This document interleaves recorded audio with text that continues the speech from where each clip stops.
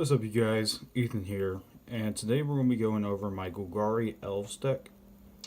So to start off, we have a playset of Overgrown Tomb, pretty standard in a Golgari base deck. Same as a playset of Woodland Cemeteries. And as far as basic lands, I've got 6 swamps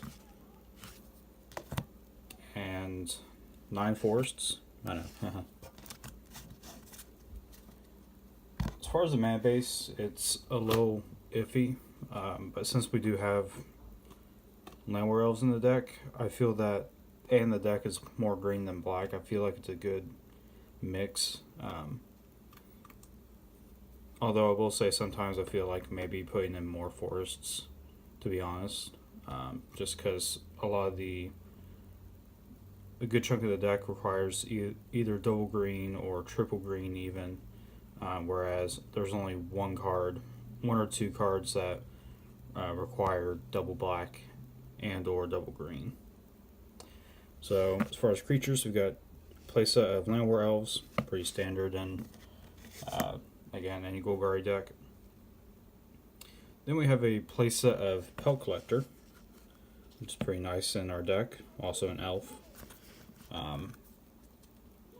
One of the best hands I can probably get with this deck is turn 1 Landware Elves into turn 2 Pelt Collector and Thorn Lieutenant, which is our next card. Pretty solid. It's really good against any kind of burn deck or any deck that's going to be specifically targeting our cards. Just because of we get a we get a 1/1 elf off the ability if it's targeted.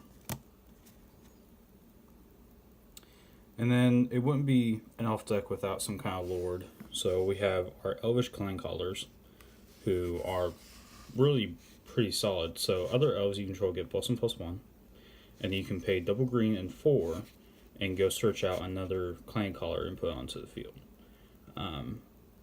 I would say the best time to activate that ability is either during your opponent's end step or when you're about to go into combat, either on your turn or your opponent's turn.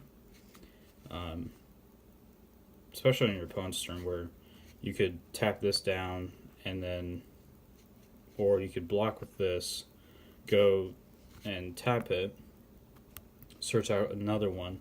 So not only you have another blocker, but you're pumping up your team as well. And then to finish off with our elves, for the green base side, we have a playset of Steelleaf Champion. It's just a really solid card. You can play it. You can cast it on turn 2. If you play Landware Elves turn 1. It's a 5/4. Can't be blocked by creatures power 2 or less. Just an overall solid card. And then our top end are 2 Ghalta. I've gotten a lot of people at my LGS asking about why am I playing Ghalta instead of Carnage Tyrant. Really just because of monetary cost. It's a lot cheaper to get Ghaltas than it is to get Carnage Tyrants at this time. Last time I checked, and it's probably changed from now, Ghaltas were like $5 a piece about, and then Carnage Tyrants were about 30. So, as far as monetary wise, it's a lot cheaper to get a Ghalta. I mean, it's just a big dinosaur that some decks it's hard to handle just right off the bat. Especially the fastest you can play it in this deck is on turn 4. So we're going to go into the black/removal side of the deck. There's also some fairly decent, fairly powerful multicolor cards in here. So we have double Prime Chupacabra. I know some decks either play 3 or even the full playset. I think for consistency, I like to play 2 in the main. I do have 2 in the sideboard, which I'll show you later. But I think overall, playing 2 in the side, or playing 2 in the main, 2 in the side in this deck is the best. Here's a real controversial card that a lot of people either don't even play in their Golgari decks or may play one or two in the main and maybe one in the side. I'm playing a full playset of Assassin Trophy. Now, a lot of people have said that it's just really bad, especially if you're mana screwed, to give your opponent a land. But for me, I like it because you can destroy any permanent. So you can destroy that Teferi. You can destroy that Karn. You know, of course, as long as something doesn't have hexproof or indestructible, you're going to be able to destroy it with Assassin's Trophy. So I like the versatility of it. It's just that it's easy to cast, and you're going to be able to more than likely destroy anything. If those don't work, we do have two stats, a statue. I will rarely use the statue ability, which is target creature gets +1/+1 and gains touch until end of turn. If I really need it, it's there. But really, I look at the statue part of the ability, or of the card, which says destroy target artifact, creature, or enchantment. I like the versatility of it, is that it doesn't just target creatures, but that you can destroy artifacts and you can destroy enchantments, which are more and more becoming vital types of cards in the format. And then we have two Vraska Golgari Queens. I think running two throughout the whole deck is fine. I don't have any in the sideboard, and I don't run the Pirate for Vraska. I really think that just Golgari Queen is pretty solid. And I've been able to get her ultimate pretty easily. Especially if you can develop a wide board and then play Vraska and just play defense with her, or play defense on her. Like, it's really simple to get her ultimate and then swing in for a bunch and easily win the game.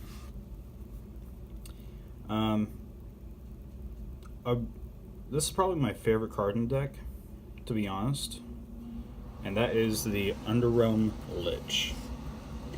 One of my favorite things is that it's not a legendary. When I first saw this card, I immediately thought it was a legendary until I looked closer, and it's not. So it's a 4/3 for 5.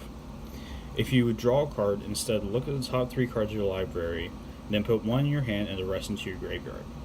So that off top is an excellent undergrowth ability.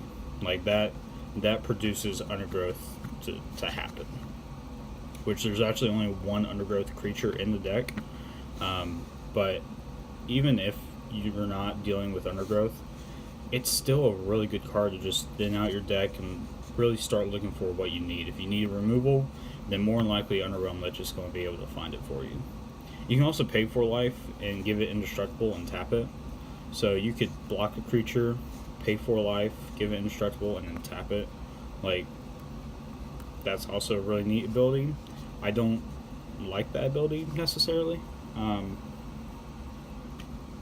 I mean, yeah, if you can block something with this and it not die, cool. But really, the top ability there is the one to look for. And then we have our one undergrowth creature, which is one Azoni. She's a 2/3 for double green, double black, and 2. And her undergrowth is that she makes a 1/1 black and green insect creature token for each creature in my graveyard.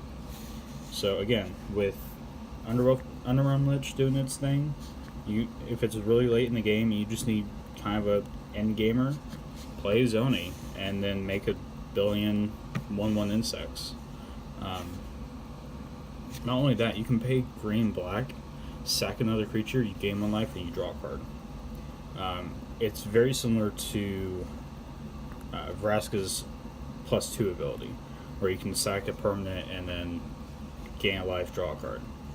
Also, this pairs really well with our Underrealm Lich that we just talked about, because you can go play this Azoni, get creatures, sack a creature, and then Unrealm Lich says look at the top 3.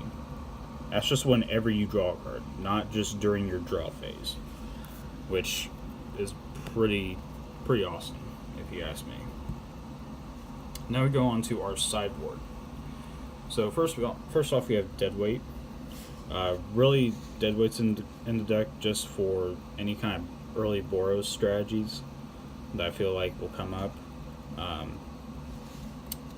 At my LGS, no one's playing Boros, but if I ever do go to a higher tournament, Deadweight is in that deck for Boros, especially since it's been seeing a lot more play. As I said before, we've got 2 Chupacabra in the sideboard. Again, just a fair card. Destroy target creature opponent controls. Pretty solid. We also have Ritual of Soot, which destroys creatures with power with converted mana cost 3 or less. Now, of course, if you notice, this is kind of bad for our deck, but it's also kind of good because, again, if in the scenario where we can destroy our opponent's field, and then next turn we could do like a Zoni, like this late in the game, and I just want the board wiped, and then next turn play a Zoni, like this is the card to do it. I just think it's a really solid card. Enables Undergrowth pretty easily. We have 2 Naturalize, which is essentially just another stack shoot kind of ability, but obviously you can't destroy creatures unless they're artifact or enchantment creatures. It's a mad card in the sideboard. Also have 2 Deathgore Scavengers. This is mainly for the mirror, essentially, quote unquote, where I would be playing more towards the mainstream version of Golgari, which is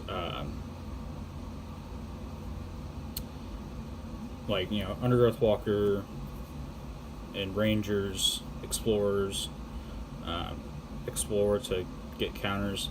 So this essentially just starts kind of thinning out their graveyard if there is any graveyard shenanigans going on. We also have 2 Vivian Reed. She hasn't seen a terrible amount of play, but she's in the sideboards of most any Golgari deck. She's just really good, and in this deck, when the deck is mainly creature based, it's very easy to go search up or go look at the top 4 cards and pick out a creature if you want. Also, destroy target creature with flying, an artifact or enchantment. Again, it's another statue or naturalize ability. I've only gotten to ultimate her a couple times ever, but when she does, it's dumb. Her emblem is creatures you control get +2/+2 and have vigilance, trample, and indestructible. So you just basically swing in every turn and you're more likely just going to win the game. We also have 2 Golgari Finebrokers. If there's a particular creature in my graveyard that I just want back, I can go get it back. Vraska's in the graveyard, go get her. It's not a terrible card. It's alright. I think just rank 2 in the deck is fine. No more, no less. And I've kind of come to the consensus of most of the Golgari decks where they will play 2 Find and Finalities. So the Find part of Find Finality is return up to 2 target creature cards from your graveyard to your hand. Again, in a creature-based deck, when you can Ritual of Soot or Finality and then go get creatures back, really solid card. Then there's Finality, which is you may put 2 +1/+1 counters on a creature you control. Then all creatures get -4/-4 until end of turn. Again, you put those counters on something like a Steel Leaf Champion or even a Zoni and just wipe the field. Like, it's a pretty solid card. Well, guys, that's going to be it for the Golgari Elves deck. Let me know what you think about it, and I will see you guys in the next video.